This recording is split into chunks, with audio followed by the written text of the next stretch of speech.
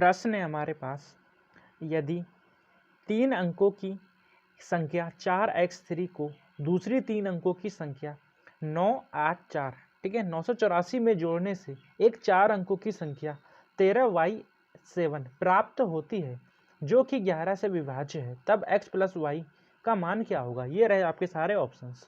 अभी इस प्रश्न को कैसे करेंगे तो आइए समझते हैं। प्रश्न सिर्फ लैंग्वेज में घुमा रहा है, प्रश्न ये बहुत ही सरल है, ठीक है, बस इसको समझने के ऊपर है।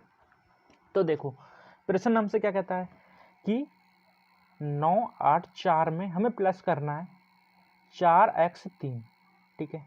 अगर मैं इसे प्लस करूं, ठीक, तो मेरे पास कितना आ जाएगा, तो यहाँ से 9 में से 4 को प्लस करूं तो मेरे पास कितना 13 आ जाएगा, ठीक है। तो 13 तो सीधा सीधा आएगा मेरे पास। मैं प्लस करूं तो यहाँ से 84 और प्लस करूं तो यहाँ से x3 आ जाएगा मेरे पास। इसको x ठीक से बनाता हूँ, x को ठीक से बना देता हूँ, मल्टीप्लाई लग रहा है वो, ठीक, x और 3, ठीक है। क्या मैं इन दोनों के प्लस को इस प्रकार से तोड़ सकता हूँ। सबसे पहले समझने वाली बात यही है कि मैं इसके योग को इस प्रकार से तोड़ सकता हूँ, ठीक है।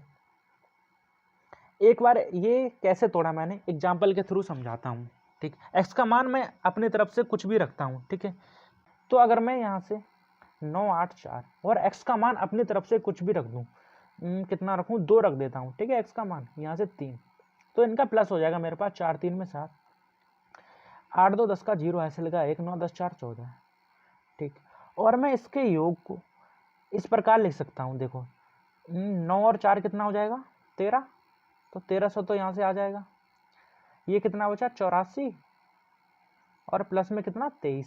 अगर मैं इसको भी प्लस करूँगा तो मेरे पास यही वैल्यू आएगी। कैसे, देखो 4 3 में 60, 8 2 10, ठीक है, 1 लगा, 3 और 1 4 और 1 का 1, ठीक है।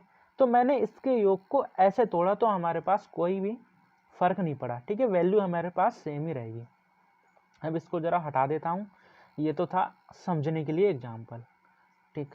लेकिन अगर इसको हम प्लस कर रहे हैं तो वैल्यू हमारे पास 13 y और 7 आती है, ठीक। ये प्रश्न ने हमसे कह रखा है, लेकिन ये वाली वैल्यू सीधे सीधे 11 से विभाज्य है, पूरी तरह से डिवाइड है, ये भी हमसे प्रश्न में कह रखा है।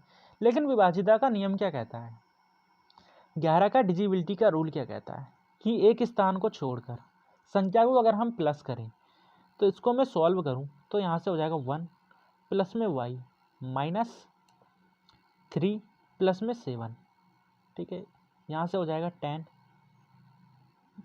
रुको, यहाँ से हो जाएगा मेरे पास माइनस का 9, ठीक है, और यहाँ हो जाएगा प्लस का y, ठीक। और डिजिबिलिटी रूल ये कहता है कि बराबर में हमारे पास 0 आना चाहिए या फिर 11 का कोई मल्टीपल आना चाहिए। तो अगर मैं y का मान ऐसा क्या रखूं कि मेरे पास 0 आ जाए, ठीक है, या फिर 11 का कोई मल्टीपल आए।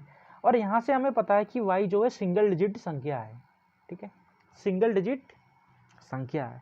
तो y का मान अगर मैं 9 रखूं तो मेरे पास 0 आ जाएगा, जो कि हमारे पास 11 से पूर्ण रूप से विभाज्य होगा, मतलब 11 के डिजिबिलिटी के रूल को सक्सेसिव बनाएगा, ठीक। तो मैं y का मान यहाँ से 9 रख दूंगा, इसको हटा देता हूँ।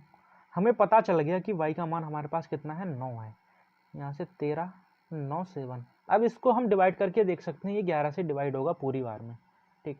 और यहाँ से वैल्यू है हमारे पास 1300 प्लस में 84 प्लस में x और 3, यहाँ से 1300 और 84 मैं इसमें से माइनस कर लूँगा, मेरे पास वैल्यू कितनी आएगी।